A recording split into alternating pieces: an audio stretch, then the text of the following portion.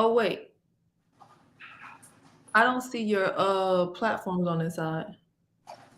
They usually show your. It's not showing it. Mm-mm.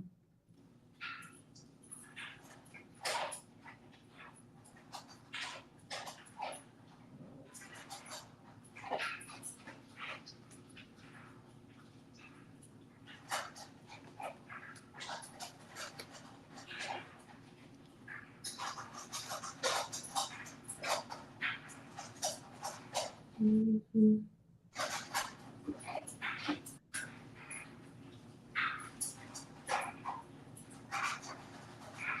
That's the pacing now. I'm just doing it real fast.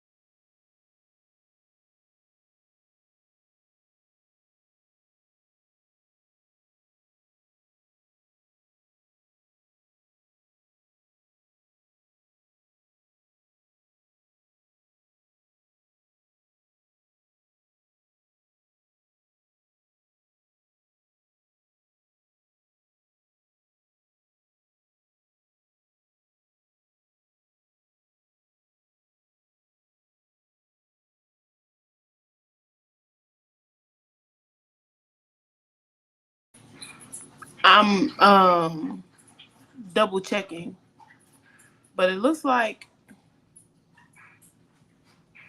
it is. It should show it.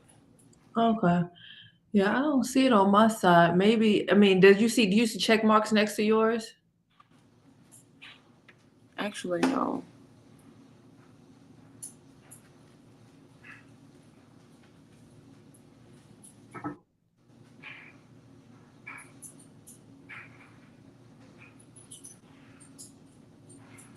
I went through the steps where it had me enter my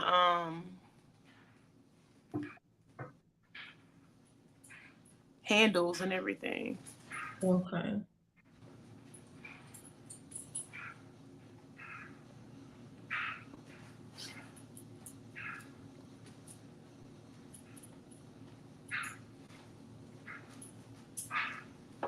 Go lay down. I wonder if it's am I logged into the wrong thing? Let me see something. Usually when you, Oh, I see. So my StreamYard is logged in through my email, and I am currently logged into my YouTube account. got you. Okay. So should I like leave and come back? You may have to leave and come back just so it can link all together. Do you have the, yeah, you have the link. You can just I'm gonna come. do it now. I'm gonna do it Okay. now.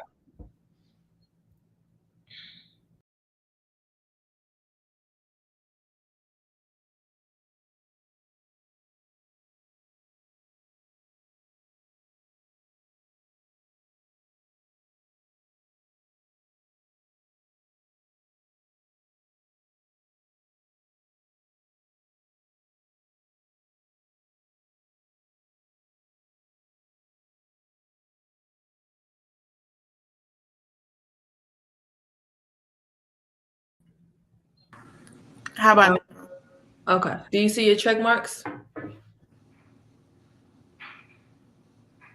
Do you? No, I don't. Mm-mm. Okay, I don't see them on my side either. Child. It's okay. It's all right. I know I sat up here and connected everything. Yeah.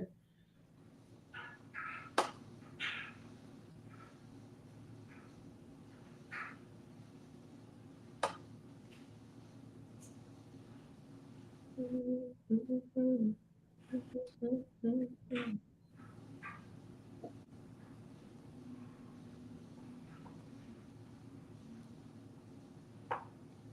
don't want to hold you up for too long because I'm just.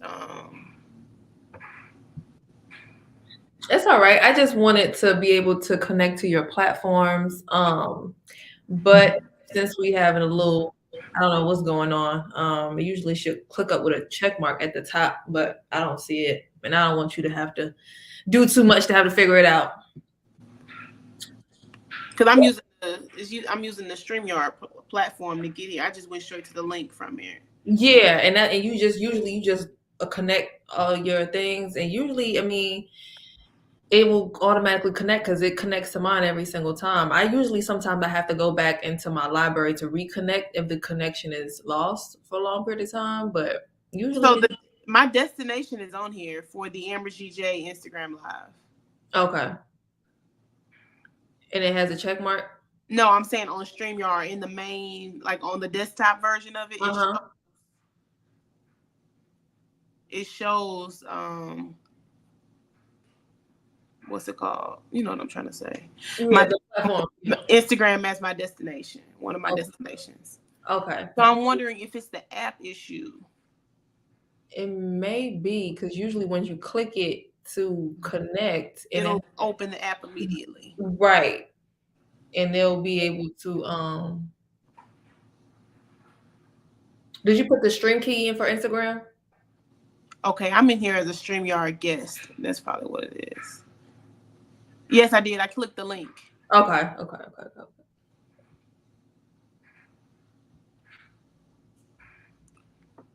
Yeah, because I know Instagram is weird. Like when you try to go live, you have to enter a certain stream key and then link that to the StreamYard. It's so weird.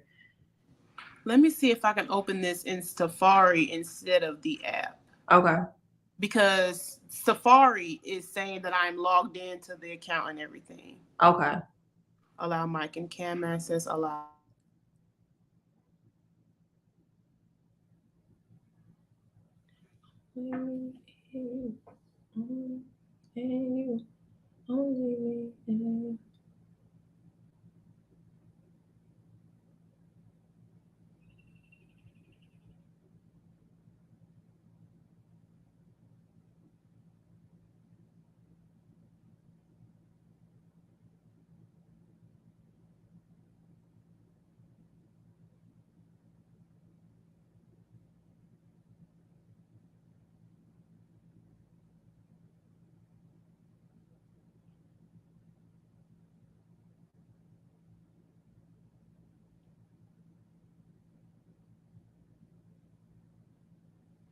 Okay, so now let's see. Oh. Okay. How's that? Okay. You on your phone or laptop? Laptop. Okay. So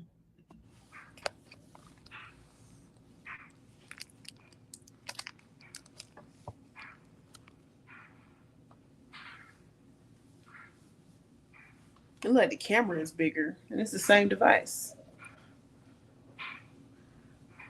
It look a little different. Okay. I'm still not seeing your links.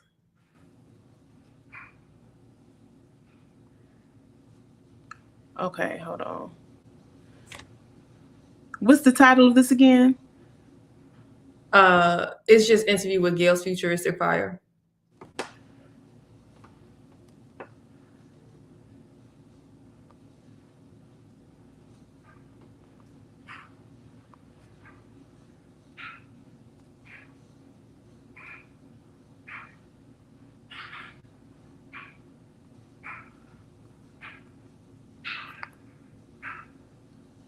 And I went through all of this earlier.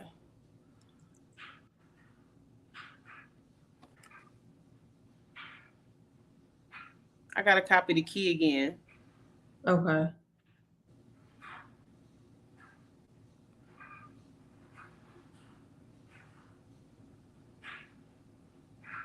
Oh, well, it's just a link.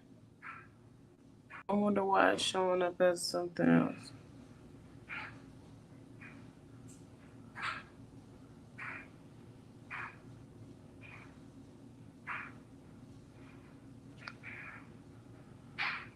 Okay, so the Instagram stream key.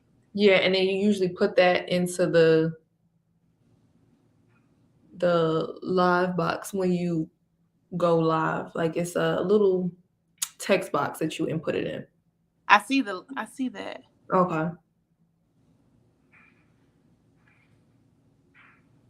I'm trying to go back to the stream key. Okay. Okay, so here live settings. Okay, maybe I don't know how to do a stream key. Is that the issue? Well, for Instagram, I know it's a little, yeah, it's usually funny like that. But if you because usually I'll see it on my side when you connect it, but for some reason I'm not seeing it, and that's weird. Being that you are connected and you copied and pasted it into StreamYard's Yes. platform. So now that I'm like looking at it, it's saying select destinations, which I did, the Amber GJ. And it's asking me for a title again. Okay.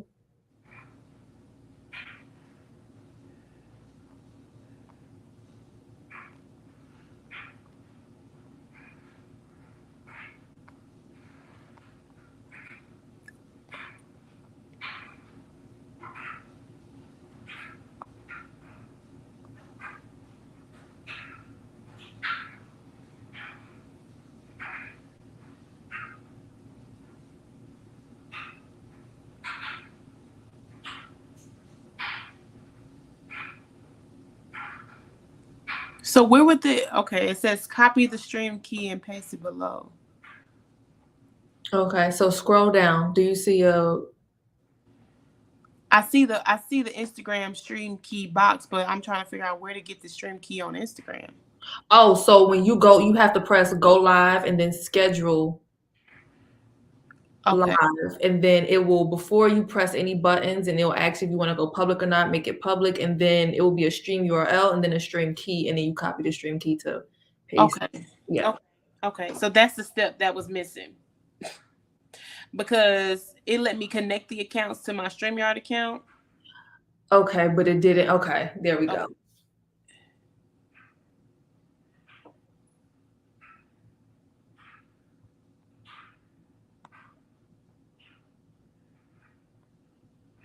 And the last time I did this was StreamYard. It was just with YouTube, not Instagram. So no, I think they just added Instagram actually. Oh, okay. Yeah, so, that's why. So how do I even do a start time?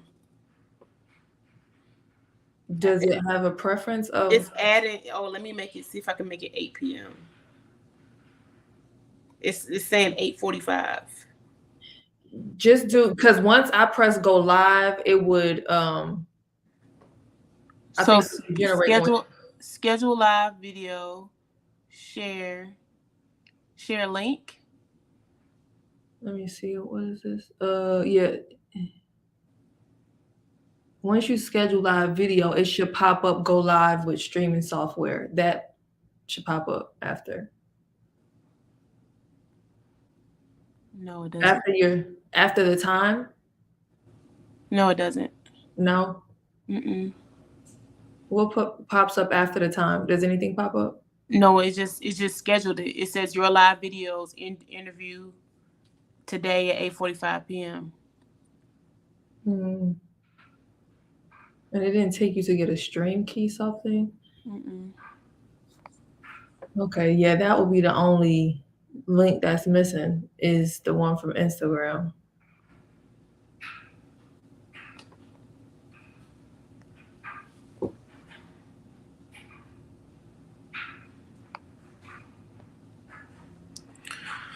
Well,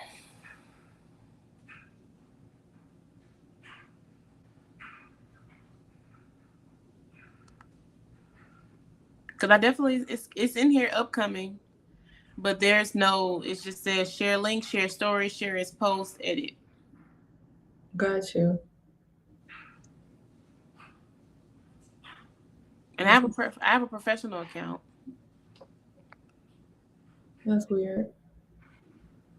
that it wouldn't automatically just lock in once you just press select your destination, because usually that's how it go. Okay.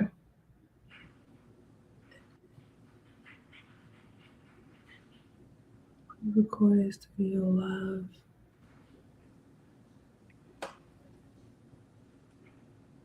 Are you requesting me to be online? I'm trying to see if there's something I can add on my end since it's not letting. I don't know what is going on. So I'm selecting again. Okay, stream to your audience, select destinations. And it's okay, yes, the stream key. So I wonder. Okay, so the screen that you're in now, that we're in now. Okay. I think well the main issue is that when I try to log into I have to let me see. Because I'm trying to I can't talk and explain at the same time.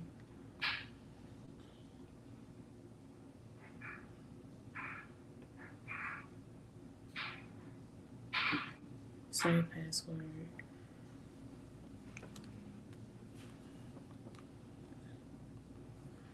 So I went through this earlier. I'm trying to figure out did I miss steps? Like no, I logged in on desktop.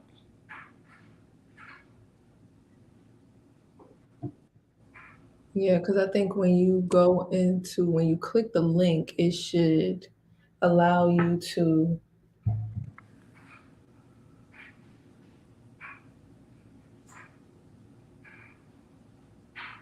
Okay, let me see something here.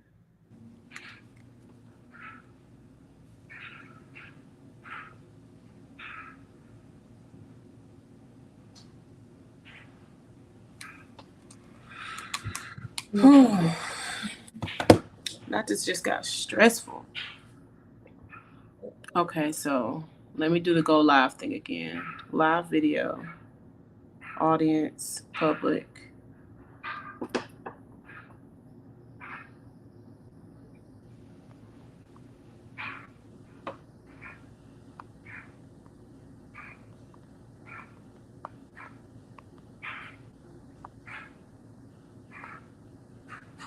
Next. Okay, it's giving me the stream key this time. Okay, perfect. So I did this earlier, but I did it on a different I don't understand how it put me in a whole nother account. Does that make sense? No. Okay. I think too, if you exit out the browser, sometimes the stream key don't work if you exit out of it. That's probably what I did. So yeah, you will have to usually if you exit out of it, then you'll probably have to create a new one. Okay. So then press go live. Yes.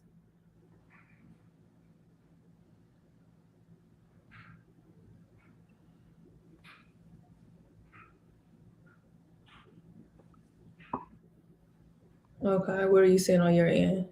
It's waiting on me to redo this it's making me go back Okay. to the StreamYard app to enter my information. Okay. So the guest app, I'm logged into YouTube.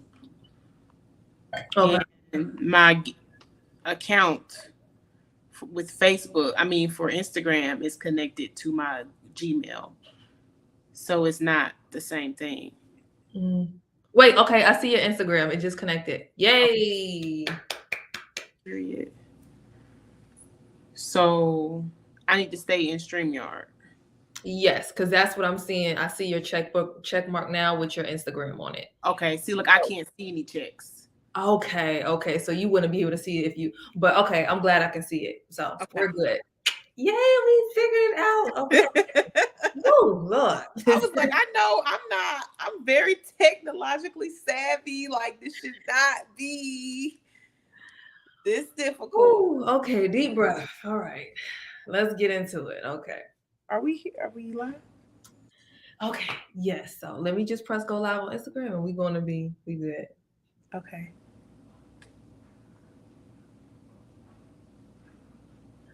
Okay. Hey guys, it's London Gray with the Grade 3 podcast, and tonight we have a special guest, Amber with Gayle's Futuristic Fire. Amber, go ahead and introduce yourself. Hi, my name is Amber G. Johnson, and I'm the founder of Gayle's Futuristic Fire. I'm from Ellenwood, Georgia. I went to Spelman and graduated from Georgia Tech twice. So, yeah, that's a little bit about me. Hey. So, give us a little background and where you're from and how you were raised. I'm from Ellenwood, Georgia. Hmm. Once again, I was raised in a two-parent, God-fearing home. Hey, amen, amen.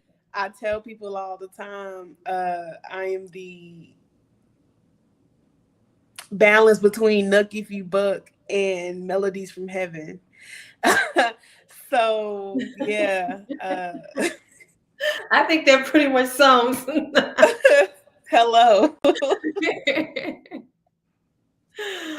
Listen, I love it. I love it. That was my song though, growing up, Melodies from Heaven. It was like one of those things that, you hear in the back seat as your parents is playing the songs and you just singing along. So definitely Right, brought back some memories on that one.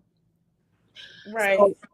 so why firearms? And what was your first introduction to firearms and getting used to it and like, just really getting comfortable?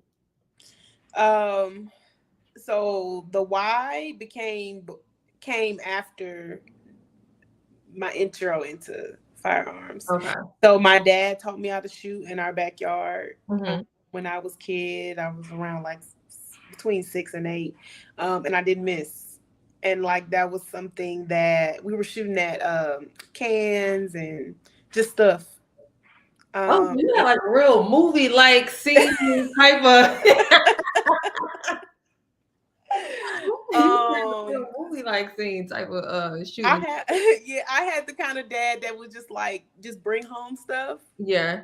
So I had a BB gun, and a pellet gun, and I used to just go in the back and try to shoot stuff, squirrels.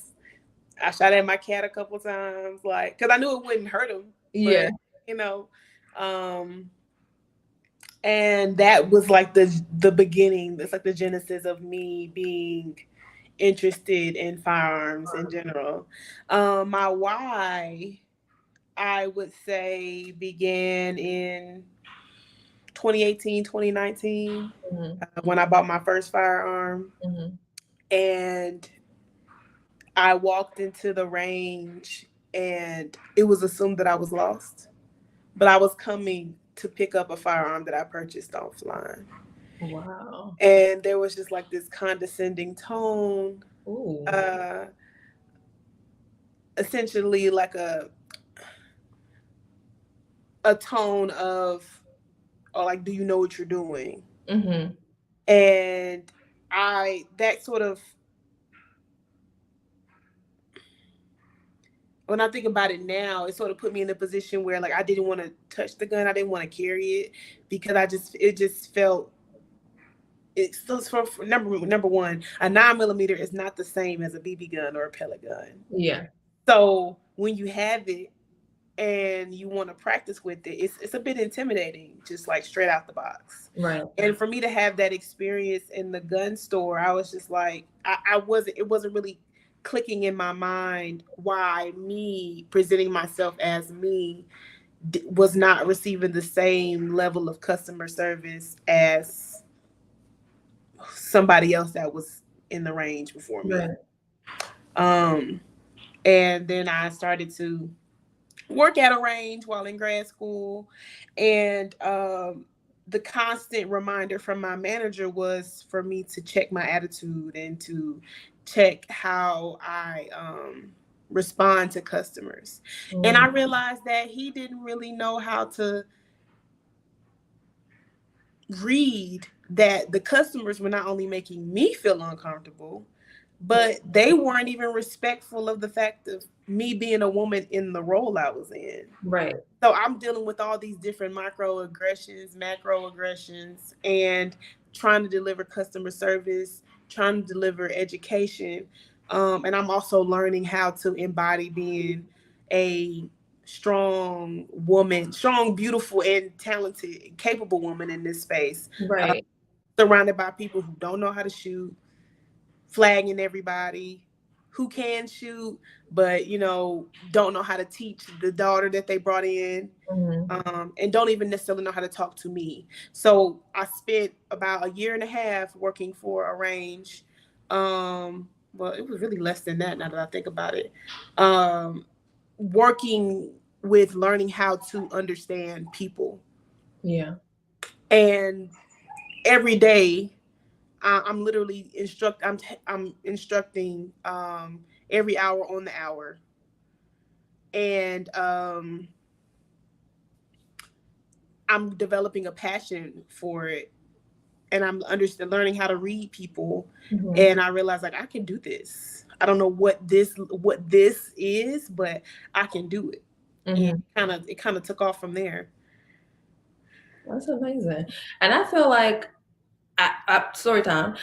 When I went to a range for my first time a couple weeks ago, I got this look. So I know what you're talking about. And I also got this, well, do you know what you're doing, Amber?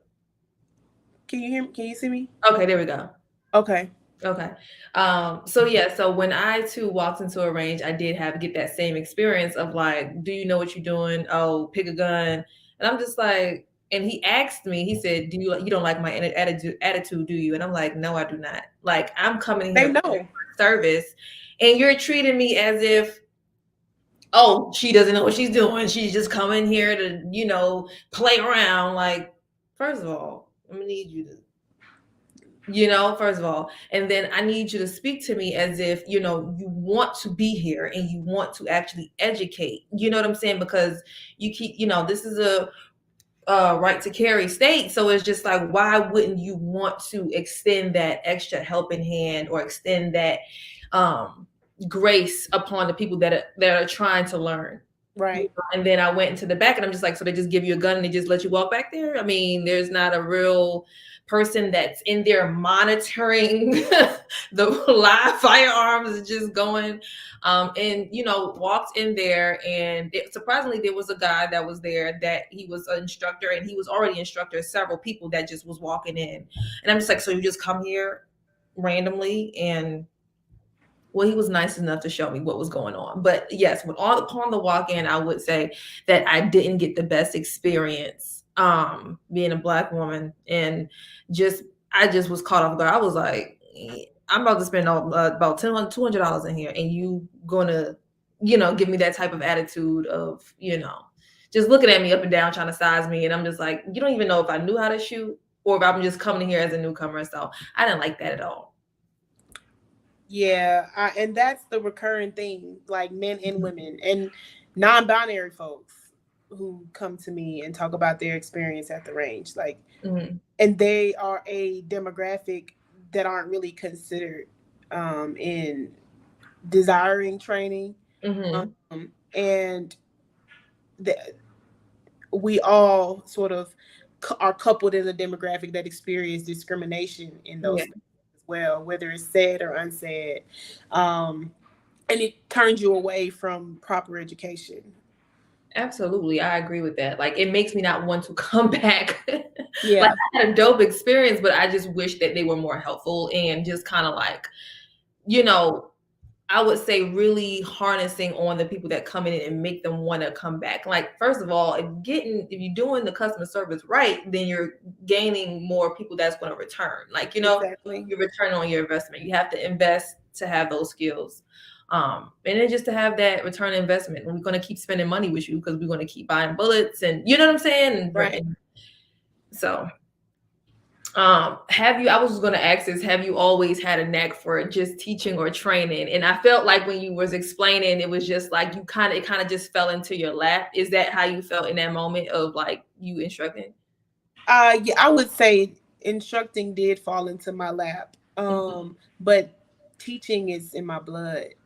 Um, I Okay. come from a family of educators and spiritualists and preachers. So it's something that I I've always known as a calling. I always knew I was going to be an educator. Mhm. I just did not know what the subject was. Got you. Okay. Because there are a lot of personalities. There are a lot of people learn differently. So sometimes coming across like a teaching or instructor type of career, it can, for some, can be very challenging because they don't know how to lead and just kind of have that authority to delegate and kind of really hone in and teach people on a certain level where they're able to understand and not feel like they're being talked at. Oh, Right. okay, there we go. I'm here. I'm here. I can hear you. Okay. Um, so yeah, and just feel like they're being talked at. So sometimes even in, some people's 9 to 5s or in some people, they're going to school and they're just in a certain niche that they may need extra training for, whether it be online or not or in person. And sometimes I feel like that training aspect, a lot of people are not born to do it and they jump in the role as far as, oh, it pays well, but that's not really a true passion of yours. So I think that is great that it kind of like fell in your lap, but it also was something that you were born with. So it's like a natural, just like a natural gift, I would say. Um, so Born into. yes, Yeah. yes, yes. So what would you say a good age is appropriate to teach your children about firearms? The minute they can turn on a light switch. Why is that? Because the same effort it takes to flip up a light switch up and down, that's the same amount of pressure it takes to pull a trigger.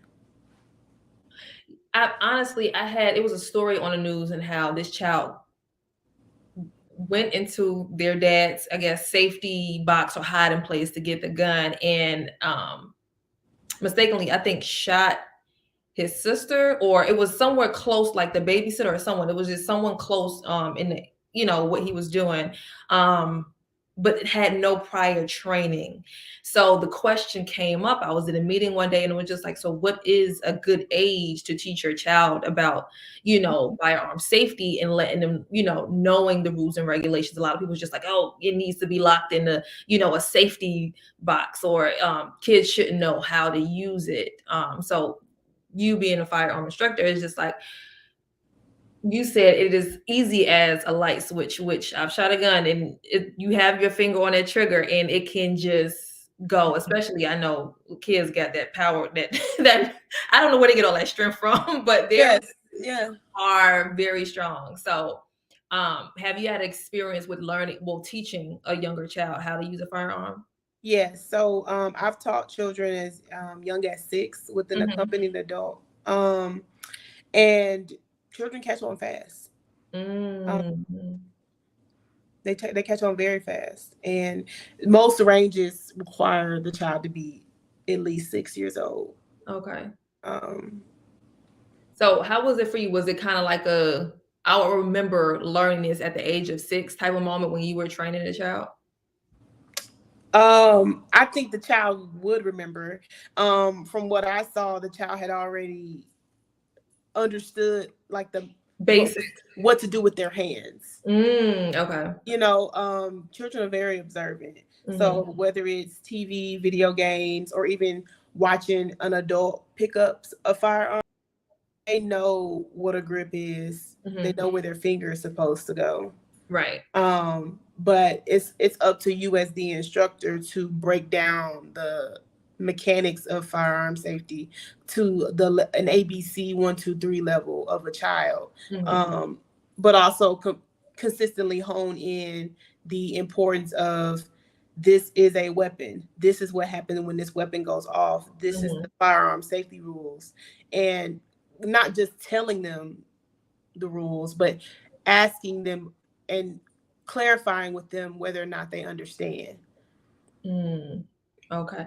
And like I know the child was just kind of like, were they nervous or were they just like excited to kind of be able to have that type of training at that age that they were? So the first child that I taught how to shoot, his dad wanted to actually take him on his first hunt. Oh wow. So the child knew, the child had been present for previous hunts, Mm-hmm. and the child knew what a gun was. Mm-hmm. So they were excited. But I've been in situations where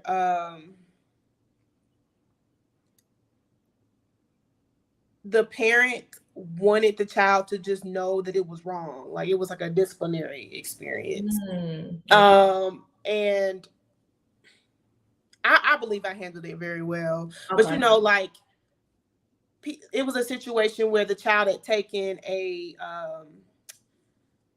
water gun to school and had to be out of school for suspension for a week for that. And they weren't making a correlation between water guns and real guns. Got it. But I mean, like when you're a little black kid, a water gun is a real gun, depending on who's profiling you. Right. And that was there was a message that the father wanted to send to the child about taking things from home and thinking it's like a show and tell situation. Yeah. And growing up, there were some situations like that where like not at my school, but a child had taken like a parent's firearm and brought it to school to show off. So like there are situations like that, but if we aren't, I'd say as instructors, as advocates of gun ownership and safety, if we aren't combining ourselves with organizations like Project Child Safe to get the right nomenclature about how to talk to parents Right. who are firearms owners, then we kind of just leave it up to parents to just hope that kids don't climb on top of stuff to get to a firearm. Right. And I think, like you said, like I think with the right information, they will know exactly how to handle each scenario, and just learning, like, the stove is hot, the stove is hot. You know what I'm saying? So Yes. you kind of have to, if you instill it now and bring the heat to them, I think they will, because all kids have curiosity, like they are curious. So I feel like with just bringing the heat to them, it was just like, okay, you're leaving me with a very important task, right? They Right. like to feel important. They like to feel like they have, some type of responsibility. So I guess I believe in teaching them as young as possible, just because on today's news, there are all types of things in the news on TikTok, Yeah. like that's just being revealed. So I think it's better safe than sorry. And the sad part is that like the parent is, it's not sad, but the reality is that the parent is convicted because they are the owner and they are responsible of that firearm and they are the parent. Yeah. So now not only is the child missing out on a lesson, the child is also missing out on having a parent in the home. Mm-hmm. Because it's, when the court sees it, like, well, who owns this and where was It's it? negligence. Right. So now for not knowing or not having the right information or not instilling these certain things, it's like, not an excuse. Exactly. They're not going to care about any of that. So they just gonna be like, well, like now you enter another child into the system, which is very unfortunate. Yes. So what are the pros and cons of being able to carry every day? The pros is that I'm ready. Right. Or whatever. The cons is that I have to think twice before I get invited to go out to drink, if I'm going to participate and how much I'm going to participate, if anything. Mm-hmm. Anything can change throughout the day as far as like what I'm doing, like where I'm going, where I'm allowed to have a firearm. And I know there's a lot of folks who might say like, oh, just because it's posted that you can't have a gun there, that doesn't mean you have to follow. Like, I'm not a fan of getting kicked out of places. I'm invited. I don't get kicked out. So, yeah. Yeah. Okay. So, let's, for instance, you going on a date. Mm-hmm. Typically bring your firearm, and with that being said, with that knowledge in the back of your head, do you often tell your date that you are carrying, or do you just leave it like, well, you mess with me, Let me say this. If they found me on social media, they know I got a gun. Right. And half the time, like, I have a knife and I can fight. So it's like, before I even think about shooting your gun, I'm 270, 5'10". Yes. Okay. So very capable. Beating that ass. Yes.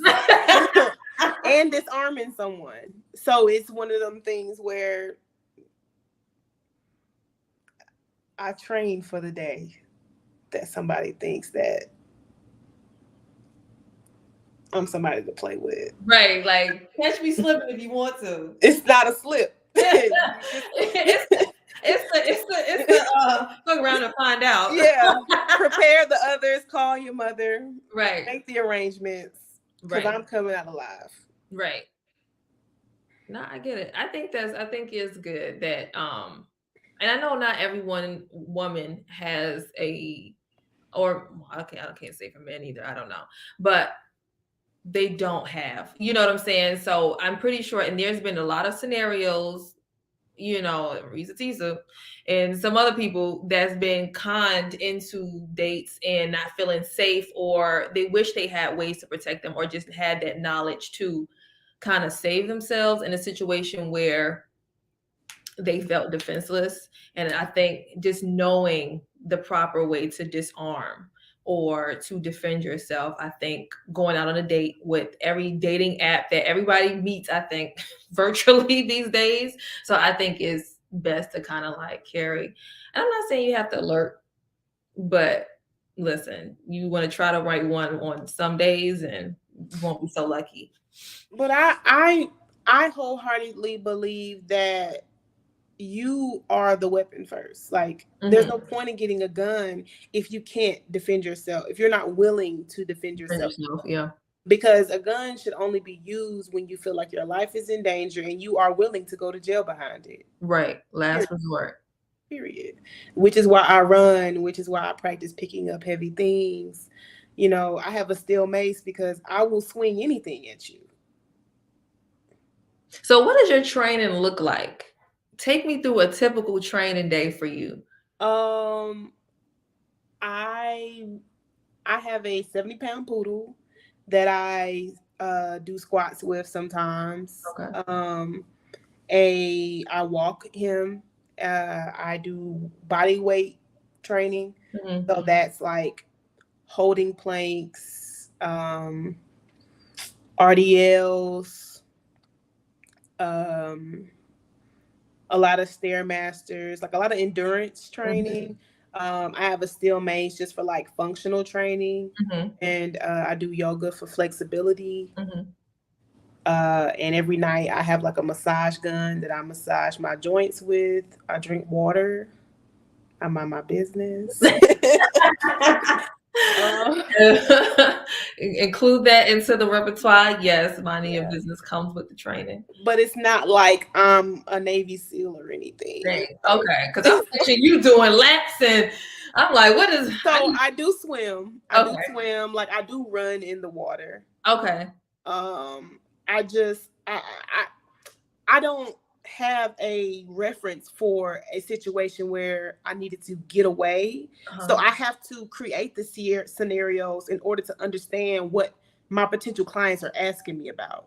Because like when I think about, for example, having to get away from a man that has grabbed you from behind, that takes a lot of lower body strength, but also like the mental agility to use your upper body to give blows when you're not looking at a person. Like you have to have the flexibility to be able to reach and make a blow that's impactful and get away from somebody. It's a lot that goes into it, that I believe there are different like levels of martial arts and training that can be mixed, but a lot of it is common sense. Yeah. And situational awareness. Like, I don't think that we have to be like these tactical trainers out here. I just happened, like I played volleyball, I threw the shot put, so like, and I did basketball for a little bit. Like, I played for the church though, so like, don't. So I have I have the mindset of training is just switched for a lifestyle. I train so that I can live a long life. Like I'm not really necessarily training to run a marathon or anything, but I train to live. Hey, I like that. But I think that's super dope that you have the mental stability and like the endurance to push yourself and then put yourself in those scenarios so that you can you can help your clients that come to you. Would you say it's also kind of like a in your thought process of quote unquote of a man's grabbing you from behind, you have to be quick on your feet, right? And you have to be able to think. Some people panic. So what do you say in that scenario of how to calm your mind to think on your feet? Because a lot of people don't have that reflex off the back. It kind of has to come over time. Well, a large part of it is breathing. Mm-hmm. If you are a conscious breather, you well, let me say this too. In situations and scenarios where you are experiencing a threat, your Mm-hmm. heart rate goes up, your palms get clammy. It's up to you to choose to have a clear mental thought process. Like they teach us kick, scream, right? But what happens when that person is on top of you? So like, I don't know, nails are always like, I never tell people like, oh, you got to cut your nails. I say like cut down the trigger finger nail, because nails are a weapon. Like biting, kicking, Mm-hmm. like your elbows, like Yeah. there are so many cases where folks, women in particular, are disarmed when they have a firearm, that I have to walk through scenarios of using different body parts to harm an attacker versus Mm. going straight for I have to get a gun, because it took me about 3 years to build confidence with my gun, to the point where I could conceal it, I could work out in it, I could sit around with it on my body all day, and knew where it was with muscle memory by going for it, and drawing Got a you. holster. And I have to be honest with that, but it's like I'm 28. That's 8 years, and I can't. I mean, now it's a different story, but it took me 3 years of sitting around the house with Mm-hmm. my holster on my body to feel Mm-hmm. comfortable with the fact that I was carrying a gun everywhere I went. Yeah. I think that'll be different. I'll probably be nervous, like, like just having it on your body, it will like I will leak into it. Like it But will. imagine how crazy it looks to have it in your purse. True. There was a time, and I'm just being completely transparent. When I first got my gun, before the holster that I ordered for the gun came to my house, I had it in my purse. Yeah. And I went to get it. I was at home, Yeah. and my lip gloss was in the trigger guard. See, yeah. That's exactly why you don't keep it in your purse. No, Because you it's don't. not functional and it's like you're delaying time of Yes. trying to figure out how I'm gonna save my life if someone is really trying to harm me. Yeah. Yes. And imagine, that was before I was even comfortable leaving the house with it. So I was at home carrying. I was walking the dog. Well, this was before I got a dog. I was walking around the neighborhood carrying, walking around my apartment, going to the mailbox carrying. But this, like before having a holster, I had it in the purse, walking around trying to get comfortable with it. This is before somebody had a conversation with me about purse carrying not being safe. Mm. Yeah, now that I think about it, I mean, it sounds cute and ladylike, but it's not realistic and it's not going to save your life if you actually needed to pull it. No, and I carry this little bitty purse. I can't even fit my phone in it. When I go out and I'm out for real, Yeah. I carry this little bitty purse. because I don't want nobody thinking I got anything on me. Yeah. Because when you least expect it, they probably would they probably would feel intimidated if you did, you know? Not Um, even that. They snatching bags all everywhere. True. Snatching cars too. So as soon as they snatch your bag, they go your 9 mil, your $400, $500 gun, Yeah. and the ATF ain't tracing that. Wait, so they won't. No, like, so let's say, for example, the firearm that was stolen from you, Yeah. the person that stole it from you uses it in a crime, and then it gets confiscated, and then it ends up in a record for a police department 40 miles away. Mhm. You can come get it then, but the ATF ain't keeping up with your With serial. yeah. That's your job. That's why they But give do you you a okay? record keeping book. So so is there a I'm process sorry. in which and when you have to report like, hey, you know, my bag got snatched and this is the X, Y, and Z. Like, is there a place you go to report your weapon? You can report it to your local district, like your local county sheriff. You can report it as stolen. But like I said, somebody can steal your gun and go counties away. They're not in the shared system of stolen guns. Well, that sucks. But when they look it up, then they're gonna know it's your It's name. not like it's like a dog with a chip where they can just, So, scan it and find yeah. it. It's not, no. Well, Like this, you see this? This is a bottle. yeah. Imagine it's a gun. I left it here, and I tell the apartments, "Hey, I lost this. Yeah. Can you help me find it?" They ain't gonna do nothing but they got the description, Yeah. and there's a number on the bottom of this, right? Mhm. Now imagine like 6 people in this building got this same cup. They got to go check all those people in those buildings, but it's the people in this building's right to not even let them even see this. True. How, you know what I'm saying? Like, Yeah. Whew, that's a sticky situation, especially if it gets stolen and and I they just came up commit, with that. and then they commit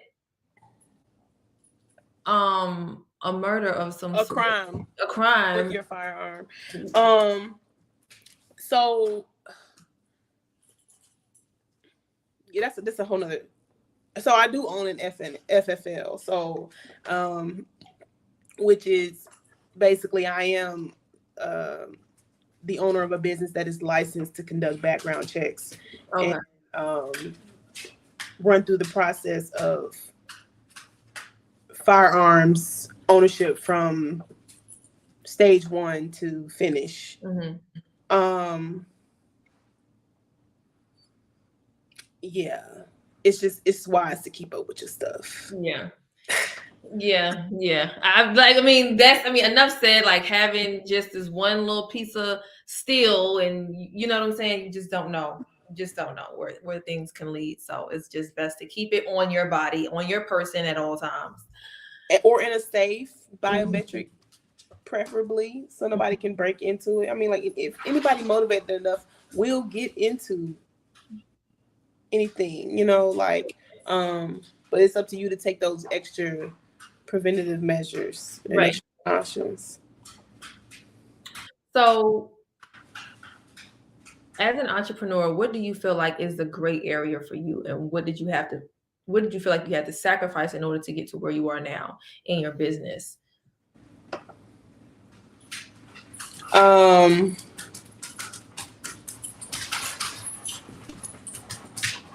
Substances. Like when I became a firearms owner, I had to be very, very aware of like being drunk wasn't an option. Like, right. Being drunk just was not an option. Like even being high. Yeah. Like I'll be real transparent. I've smoked before, but it's just like imagine being high and then having to defend yourself. Anytime you need to defend yourself, the drug test is gonna happen. I just would rather have a very fair trial if I ever have to. I don't want. No. Because anybody can get a good lawyer. Yeah, anybody can get a good lawyer and say, "Oh, she's a pothead, right? Irresponsible. Now your business gone." People do it all the time, though. I just ain't everybody. Because God like to make his children an example. Listen, say it again because Hello. God like to make his children an example. So I have to set the example. listen, When you my the only clients one come, out the group then got called. Like, what? hello, and I've been there in the as a child, like Yeah, dealing with folks, hanging out with the wrong folks. they call I'm the your name first. ain't you Gayle Johnson's granddaughter? Like what? Random. Listen, I've been there. I've been in situations. They don't call nobody else's name, but they call your name, and now you Yes. gotta, yeah. Yes. Okay. Knowing what you know now about the field that you're in, would you do things differently, or make any changes to your business? Mm. I think I've already gone through that part. Mm-hmm. Like as far as the changes, like I've had a name change, a logo change, decided I didn't want to do instructing full time, like took a chance and got an FFL. Like I understand the responsibility. Mm-hmm. I think if I would change anything, I would have stayed at a range a little longer before I opened my business because it provided a level of like discipline as far as knowing the process of customer to customer and business to business relationships, Uh-huh. but also like getting into the burns, which is like that area down range that you see where the bullets go, Uh-huh. getting in that and cleaning it in a hazmat suit once a month. It should be once a week, but getting getting in that and really learning the mechanics of like what happens after a bullet leaves a firearm and cleaning it up, Yeah. like cleaning a range at night, like that forced me to have a different level of care for the business. Mm, um and I wish I had spent a little bit more time on that level or mhm. inside of things, Yeah. because as an instructor I now I when I walk into ranges with my clients outside or inside, I'm a little bit more judgmental and I'm very picky about where I take my clients. So that can mess up your money too when you know too much. Hmm. And I think that I don't think I was prepared for being on the like non-employee side of things. Got you. Um, like I didn't realize that I would be viewed as competition in a sense. Uh, Mm, when I just thought I was doing what I was called to do, you know. yeah. Um, Especially if I don't have my own space to teach half the time, you know, like so it being in that space helped me feel a little bit more connected to the community um, Hmm. on a professional side of things. Yeah. Um, and yeah, I don't yeah, that would be it. Okay. So, are there any problems that you've come across in the industry that you are trying to currently find a solution for? Like things that you just like, this ain't right. We need to redirect. I wish there were more people that came along to change this narrative. I think we say that and then we meet people who've been trying to change the narrative. They just Mhm. don't have the um they don't feel the need to be in front of everybody talking about it. They're actually at the ranges and in the council meetings and having the dinners with folks who can make those decisions. Yes, yeah. Um, a lot of the people that are the most impactful in my life, in my trajectory, in my career, and in the industry, they aren't on social media. I was just about to say that they're more behind the scenes. You don't get to see their faces. No. You just hear their name and you meet them And you occasionally. might not even hear their name. But one thing about it, these instructor booklets that go out, they're authors, they're co-authors, they're editors. They read it, they read the draft. They were on that email before it became a published book, you know. Mm-hmm. So knowing those people and knowing that my perspective changes how they viewed the industry over the last 20, 30, 50 years, Mm-hmm. that means more to me than like making a reel, making an Instagram reel. I mean, like that's impactful, but like there's different sides of impact. Yeah. When I technically being in the industry for 8 years, um, organically make a connection with someone who has taught thousands of people how to shoot, but Yeah. has never run across a Black lady that is also in the same field doing the same thing, passionate about the same ideas, but you never really had a long conversation with anyone that looks like me because you didn't really value the positioning of someone who was an instructor or just passionate about guns that's Black. That changes a whole generation that I'll probably never be on the same range with. Wow.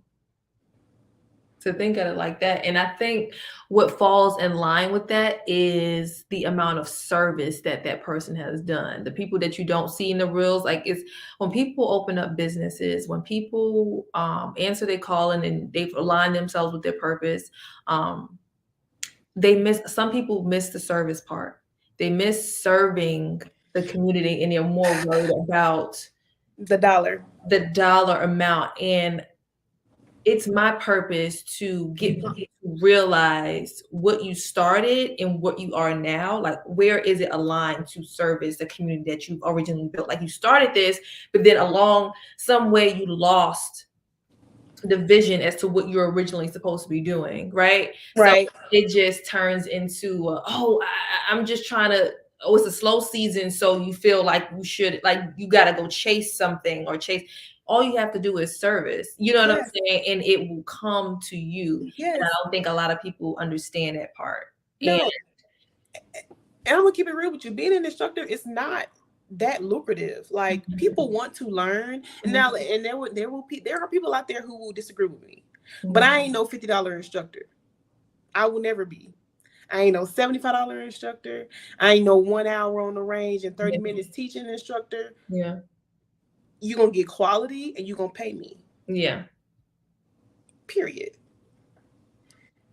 Like I don't care if I haven't had a $160 client in 3 months. I mhm, have taught 20 people minimum for $5 for 4 hours because I allowed them to pay what they could mhm, and didn't create a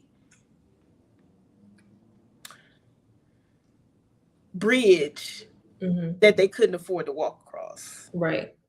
Um, there's a lot of barriers, especially in education Mhm. in this industry, on the instructor side of things and as a client. Yeah. So why would I create more barriers That is right. before I even bought the LLC and the domain name and started trademark processes for my business? I was doing it for free. Yeah. People were DMing me on Twitter and Instagram. Can we go to the range? I said, yeah. But that is the part that people don't see. Like, before you got to this part of your life, like people don't see like yes, I was handing out t-shirts for free. Yes, I was probably cutting hair in the middle of the street. Yes, I was training people for free.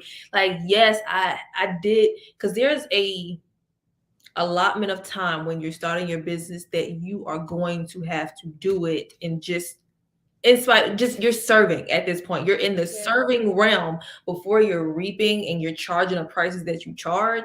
There is a season that you went through to, it wasn't a microwave situation. You know what I'm saying? It was a marinade, it was a brine, it was Yes. juicing, it was a checking Yes. of the temperatures, it was the base, and then it was the Yes. season, and then you put it in the oven, right? It was all of that you're able, like, this is my value. I've worked on this. I've honed in on my niche, and I've studied, and I've served, right? And a lot of people don't want to do the service part of the work. And the reality is that the service never stops. The study never stops. It So never stops. it No. never stops. No. But I have to be mindful of the fact too that I had to catch myself because I almost said something real.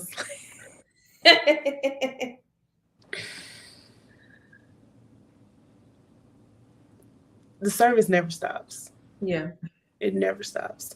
And what I have had to learn is that comparison is a thief of joy. And when God gives you a calling, you have to act on it.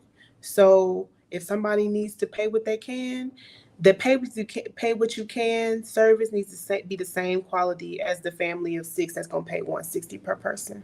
Absolutely. And that's just bottom line. And for me, the people who needed to see me do it for free saw me do it for free because I was very, very vocal about doing it for free. Mm-hmm. And a lot of people had a problem with me doing it for free. But it was just like, it's a lot of people out here with no instructor insurance, instructors, charging Mm-hmm. for incorrect information or without care or passion. And I sort of wanted to make sure that I understood what was being requested of me. Right. Was it dangerous? Yeah. But I know that I made an impact on every single life that took a chance on inviting me into the lane with them. Mm. See, a lot of people won't. Their stories you will hear them talk about their business, um, but in the end, they won't have anything to kind of follow the line. Like, oh yeah, I did this, and yeah, I did this, and it's just like, okay, what part of that where you're actually like sacrificing pieces of yourself? Like you said, you had to sacrifice substances, but they don't want to sacrifice anything. They just want to jump to the fun part. They just want to jump to the end goal, the destination, when there's work there needs to be, like, there's work that needs to be done in between. And I sacrificed dating too. So how has that been for you? Like dating? Yeah, like dating. Are you dating now? Are you still Not you in my business. Not you in my business. I know you said that, mind your business, that's part of your routine, but no, I'm not. Okay. No, there is nobody. I said it on live, so shoot your shot. Well, check the comments later. But I can't. You know what? I haven't even been looking at the comments. Okay. It's okay. I know folks is. So are there any risks that you regret not taking, or if you don't regret anything, are there any risks that you would like to take?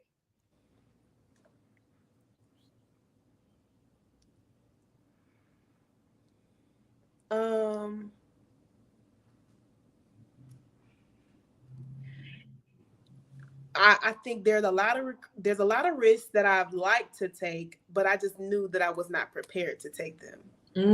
Because I like risk and reward. Okay. I don't like risk and rejection and failure. And if I'm gonna take the risk, I need like a good 75% chance I'm gonna win or come out on top. I wish I would have applied to more grants and stuff earlier.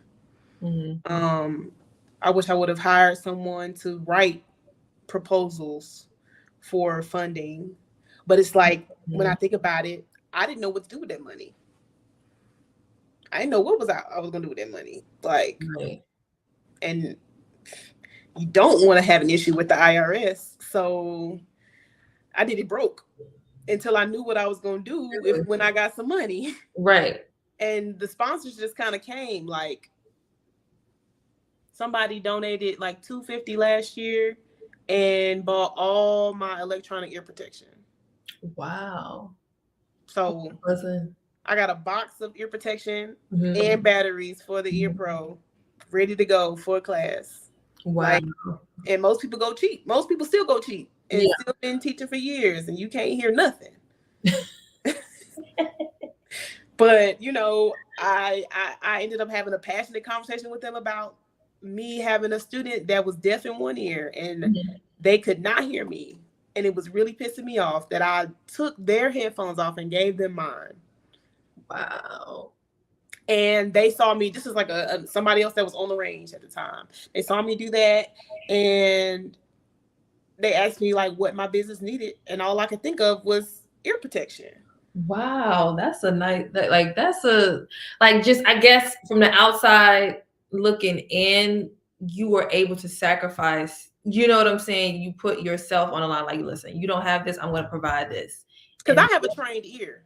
Mm-hmm.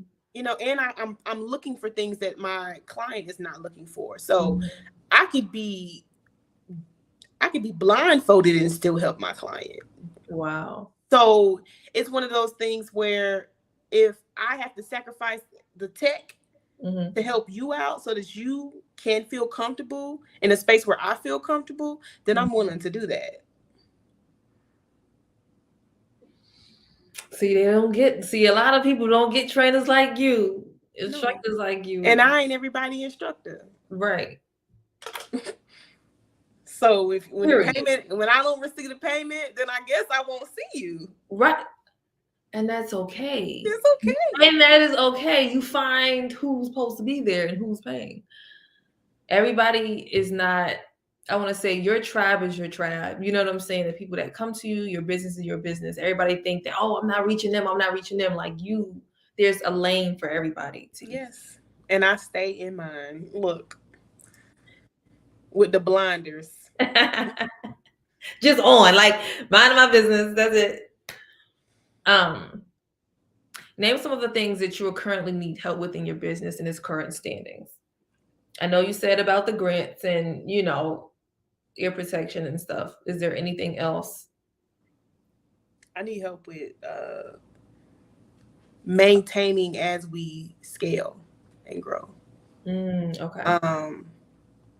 Because I have currently entered a lane of public speaking, which is a gift that I have. But I did not realize that I would be called to do so on behalf of my business. So I need, when you speak more, your voice ends up being the channel for folks to know more about your business and be more interested in being of service to you. So I would really like an executive assistant for this next stage of things. Okay. For communications purposes. At this time, I am digging my nails into the processes of like HR and insurance and all the things, so that when I am ready, and I hate to say I'm ready, when I am supposed to start hiring, I can do so confidently, and also share what I know, but also trust that someone else can do their job. Right, and you just have the systems in place. Yes. Yes. That makes sense. Yeah. That's what I need help with. I need help with handling the overflow. Gotcha. And you are blessed because there is an overflow, right? Like, because I'm not teaching every week. I thought I was going to be teaching twice a week and all this. I'm not. Yeah. But I got 2 speaking engagements coming up where I'm talking about mental health and assessing your traumatic experiences before purchasing a weapon. Ooh, that's a good one. Like,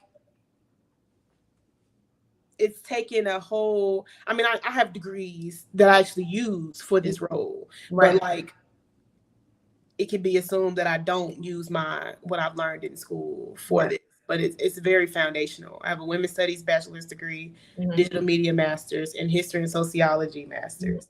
So they all have taught me various skills and topics that are necessary for how I navigate getting to know folks of various walks of life. That's amazing. And congratulations. Is this your first speaking engagement to speaking on mental health? Um, Technically, no. In this capacity, Okay. yes. Okay. Um, but I was asked to do so um, because of a prior experience of me speaking, and yeah, it's this Saturday, the 23rd. Is that Saturday? I think so. Yeah, yeah, Yeah. yeah. Stay alert, stay alive. Yes. So That yeah. is what's up. I love that. But do you have any questions for me? What do you desire to see from me? Like, what do you like? What is your charge for me as I leave from speaking with you? Because it's not just like an interview for you to like get to know me, but I think that this is a sort of rung in the ladder of expectations Mm-hmm. um, for me to have something to reflect on and apply to how I approach business and womanhood moving forward. Mm-hmm. So, like, what is your charge for me? This is an interesting question. I've never had that before. Um, I would say scrolling through your page, listening to you talk, knowing that you're passionate at what you're doing. And I usually ask a question of if you found your purpose and if you're aligned, and you are truly aligned. So I don't fear there is any work to be done there, but I would love for you to talk more. You know what I'm saying? And you just, you speaking on these speaking engagements, I do believe that it is a part of here. You know what I'm saying? Like the woman that you are becoming, the woman that you are now, I think is truly beautiful. I think you are um vibrant and strong. And I just feel like going from, having this story of, you hit it on the nail on the head, like, oh yeah, I used to shoot cans and squirrels. And it's like now it's like to see that growth of who you are now and turn it into just a passionate field for women not to be scared, for just embracing the courage to carry. Um, Speaking on mental health, because if you think about it, they're all on the same line, like they're parallel. So you being in this field, it's like I can almost see you going to different engagements and like study, just the mind. You're working with the mind and studying the mind, right? And just seeing how minds work, like the psychological part of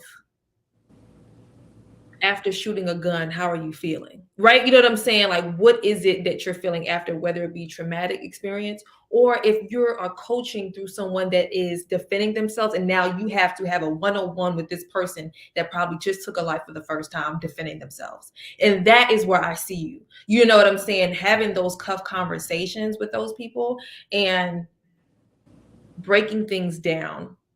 You know what I'm saying? And giving them um I wouldn't say a pat on the back, but just giving them the reassurance that you saved your life. And I think that's the part. I think when you hit that part right there of like the full circle, because you started here learning how to use, then you're learning how to lose, then now you're like, oh, I can help you, I can show you, and then instructing, and then got at this halfway point of mental health and breaking down the psychological part of, you know, speaking on before using the firearm, right? And now your full circle will be life after using the firearm, right? You know what I'm saying? So it's like a full circle. And I think that will kind of be like the overall sum of like what, like how can it expand, if that makes sense? You know what I'm saying? Like it's literally like a full circle moment. You know what I'm saying? But I think that will be super dope. And I'm not sure where this will take you, but I do have a tremendous amount of respect, and I just know that you will do great things, and just speaking into people and giving, like you kind of can, you have this automatic button for pouring into people courage, like life and courage, like, hey, you know what I'm saying? Like, so I don't have, like, I'm really like I can walk away from this conversation and just like hands down, like super respect it. You know what I'm saying? Because I have not met, like you said, I have not met someone like you in this field that kind of owns it and have been in the chair of learning how to develop that customer service, and just like, no, you will respect me and you will talk to me with respect. You know what I'm saying? And acknowledging that, owning that, working through that, and now you're pouring into that system that was fractured, you know. So that is what I would like to see, and I think you're making it happen already. I needed that because um you when people are familiar with you, they know how to push you. And Mhm, yes, they can tell you what they want to mhm, see from you. mhm, Um but when someone doesn't know you and they can put the pieces together just as you have, like I'm not really thinking too much about the future because like projects are projects, like, yeah, and what's limiting my creativity sometimes is a dollar sign. mhm, And you helping me to take my mind off of worrying about something that's not even a problem, mhm, that doesn't even exist yet. mhm, You're telling me, remember, talk. We want to hear you talk. mhm, Um, and I know that I have a unique perspective on things. I think I just like have fought being like this to a advocate, like, because I just, because there are people that I'm not necessarily aligned with, that mhm, I don't want to be grouped with. mhm. And that's like the defiant 16-year-old Right. now of me. It's like, oh no, I want to stand on my own too, and I want to be identified as me and not confused with anybody else. But I don't think anybody would even confuse me if I'm very vocal about what I stand for. No, absolutely. So that's where the confusion stops. There is no comparison. There is no confusion. You are your own embodiment of what you built, and the history of, you know, how you were brought up and the things that just were instilled in you at a very young age. And like, Yeah. I know that you probably carry that to this day, and it may be just as simple as like one or two things, but those two things has built the woman you are today in your business. Mm. So, and it stands on its own 2 feet. You know what I'm saying? To Yeah. this day, you know, from the very beginning. And now there's an overflow, you know, and now there is speaking engagements of you pouring. So yes, that is, I can't wait to see it. It will be in probably like a overwhelmed but overjoyed. You know what I'm saying? In the moment that you do embrace it on fully, and it will be like, oh wow, like, you know, people will come to you like, hey, I would like for you to speak at this high school. You know what I'm saying? I need you to teach, and I need, you know what I'm saying, like people just need to hear your voice. It's strong, it's powerful, and I know it can reach. So you got it though. I'm gonna work on that. You got it. You got it. Is there anything else for me? No. Okay. Anything else for me? Um, what do you have an overall vision? I know you know, life happens and sometimes God will tell you to go over there and you plan to go over there. But is there an overall vision that you see for your brand? Um, I don't have a number. I should Mhm. say that. Like I don't have a number of students or anything like that. Um, but the goal is to have tight knit connections and partnerships with um, organizations that are champions for um, the Second Amendment rights of folks that look like me, um, and who advocate for safe firearm storage. Like shout out to Hold My Guns. I love Sarah. Um, People who I want to walk into. Ooh, this low key making me emotional. Hold up. I want to walk into SHOT Show 2029 and see more people that look like me Mhm. because we exist in the industry. Mhm. We are record keepers, we're RSOs, we're HR specialists. We might not be the people that they send out to these large trade shows Yeah. to represent the companies, but we know the most about these companies. Yeah. And half the time, people don't even realize we work in the industry.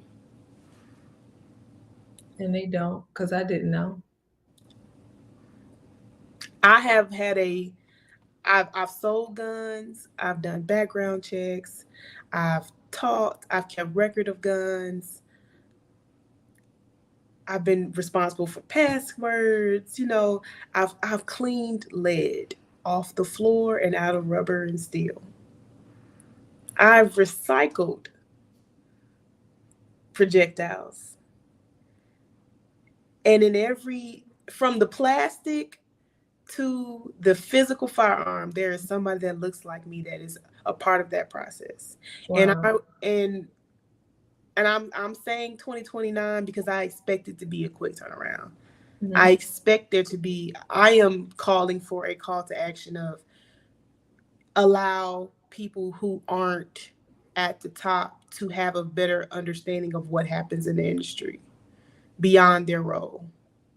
And I know a Mhm. lot of that is like by design. Right. Um, but the people who are running this industry, who are doing the test fires and stuff like that, they look like me and you. Absolutely. Mm. Now I got a whole vision. You just gave me a full picture of what that would look like. And it's one of those moments where it's just like a Malcolm X moment. It's like So dead. it's like a wow. Like you know what I'm saying? Like it's just like the things and it happens over time because what you start, someone will come along and you will pass the baton. And that's what I don't understand when people gatekeep information or want to take things for themselves. Um, what justice are you doing for the people that's coming up behind you and want to do the same thing that you do because they've seen that you were powerful and it's like I want to be just like Amber Johnson. You know what I'm saying? Like, but But you you see, did. my bio says I can't teach you my magic, but I can introduce you to yours. The point is not for you to become another me. It's for you to learn and double up after. Yes. Whatever your magic is, you tap into that. Yeah, it will be different, but Yeah. you able to pass on the baton. Like if you was able to give words of encouragement or just to teach someone anything, you know what I'm saying? Like why would you hold on to that? Why are you taking that to your grave? You know what I'm saying? You want things to change. You want things to double up and be better. Do we? Let me not say we do. Okay, we Yeah. do. But the reality is that there are now which is the reason why I have so much respect for companies like A Better Way 2A who are working to change the narrative about this so-called racial divide, Yeah. identity divide that is within the gun industry. Mhm. That sort of mirrors how we look in everyday life. Um, we have to stop acting as if in these spaces there is no color. Yeah. And it's not like I can't sum it up into just this live because I know it's like, but it's just like we like me, I have to make the conscious decision to say before I put my money into the NRA, I'm going to put my money into A Better Way 2A and Hold My Guns and the National Shooting Sports Foundation, because I know these organizations are doing more for the people who I see every day Mhm. than a membership somewhere, and I don't really know if there's any impact even being made. We as instructors, as business owners, FFL licensees, we have to assert our power in the stance that we have in ownership, in education, in information. We have to assert our power and teach, and not lean so much on names, Yeah. because the folks who don't know, they want to know what your opinion is. Right. And it's just like, baby, if we need to get on the range and learn, we don't like, Right. it's really not your concern Yeah. if I'm a member of. I mean, you should care, but it's just like I'm invested in what benefits me and it benefits my clients. Like, I'm not here just for $1. Mm. And when you separate the two, because it is a thing, people will take anybody's money. Oh yeah, for sure. Well, But you have to be the type of person where even the people who don't, you attract customers who want to learn from you, not just want to learn the information, and they separate you from the information. listen, if there's somebody, this is what I always do. If I'm going to someone that I want to learn more about, like I'm like you are in this field and I'm hitting you up and I see that you're doing your thing, I will study you like a hawk.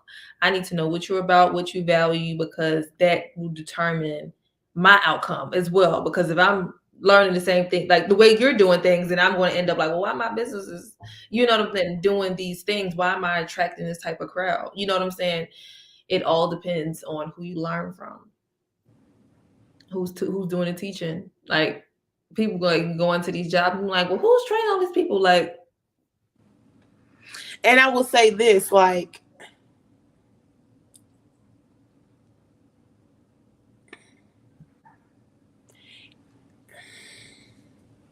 anybody can become an instructor, but not everybody can be an educator. absolutely, I agree. So while I am qualified to do what needs to be done to ensure that other people can have instructor licenses, that's not what I'm here for. Yeah. Because I'm an educator. Now that, like, not everybody is meant to do that. Like anybody can become, but an No. instructor, but it's not. You don't have the capacity to become an educator, to embody that and give that, because boy, I tell you, not everybody's in a position. Like it's just kind of like when you're playing basketball, everybody has their position. If you put people in the right position, they will play their part and everything will excel and you will win the game. But if everybody's in the wrong position and he's over here and you're like, it don't work. I'm the center. I play center. Right. Don't ask me for it. No, ask me to be no point guard. Don't ask me. No. No. Yes. Yes. And that applies to everything. You have to know your position and know and placing people. And that's also the educator's job as well too, like knowing who you trust in what position. Like I don't trust you to be in HR, but I do trust you to be over here as, you know what I'm saying? But it takes time too. It takes time. yeah. So like I'm not, and I'm glad that my peers and family and friends aren't forcing me to like, oh girl, you need to be teaching this, teaching that. Mm-hmm. They send me people, and then those people study me, and I'm okay with that. Mm-hmm. I'd be like, whatever you need, however long it takes, because I can get $160 from Instacart. Mm-hmm. You know, like if it was about $1, Yeah. you need to choose me, because Mm-hmm. the way God is blessing me in my business, I know that the way this is growing and expanding, I can't fuck up here. Mm-hmm. I mean, I can, because it's less um risk in a sense, Mm-hmm. but like I have to learn from those two, Oh, from my mistakes absolutely. at this time. Like I can't be all in the clouds about $1 now. I won't make it there, because the passion, you have to have the passion to make it there. Yeah. And there's things like, just like you said, you want to hear me speak more. It's folks that want to see me build things, physical buildings, and I'm like, okay. But people see vision Yeah. just from having a conversation with you, just from learning from you. And I don't. Look. I'm letting God use me. I know what my calling is now, and when it's time for me to pivot, I will be ready. Mm-hmm. He would never place you somewhere where he knows he's not ready. It's like he will take you through.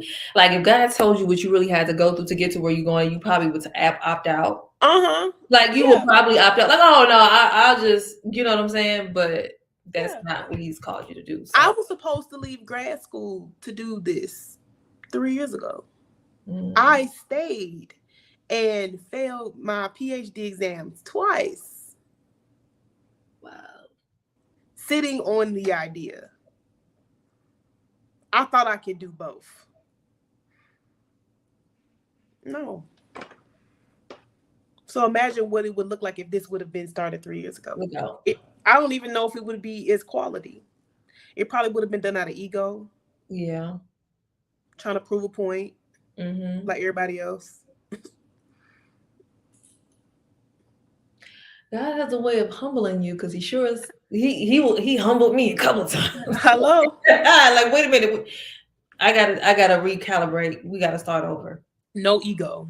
We gotta start over. Mm-hmm. And he will do it as many times it takes for you to learn. And if I say if you can't do this without making $1 from it, it's not for you. Mm-mm. It's Nope. not for you. You're not gonna be passionate. You're not gonna put in the same energy that you would if it was just for $1. Yeah. You will And I be know I'm called to teach kids. So I'm a substitute teacher. wow. I can't talk to parents about talking to their kids about guns if I don't know how kids think when they're not around their parents. Yeah. Because we all know kids got two different They sides. sure do. One with the parents and one without. So Yes. mm. But you will, yes, you're gonna do amazing things. Thank you. I receive Amazing, that. amazing things. I And receive I appreciate you coming on tonight. And just letting us chat and take the time out and just knowing more about your business and how it flourished, how it became. And there will be more to become. So why don't you let everyone know where they can find your Instagram and social media handles? So I can be found Gayle's Futuristic Fire on Instagram, LinkedIn, futuristicfire.com is the website. My personal page is the Amber GJ, TheAmberGJ. Gayle's Futuristic Fire, GaylesFuturistic Fire. Gayle is my middle name. I'm named after my grandmother. So that's it. Awesome. Well, thank you, Amber, for your time this evening. It was a Thank you. pleasure Yes. speaking with you, talking to you, pouring into you, you pouring into me, just information. And I listen, I'm all for the networks. I'm all for the networks. And I definitely will be coming to see you about a gun, okay? About a Period. firearm. Yes. But thank you, girl. It's been a pleasure.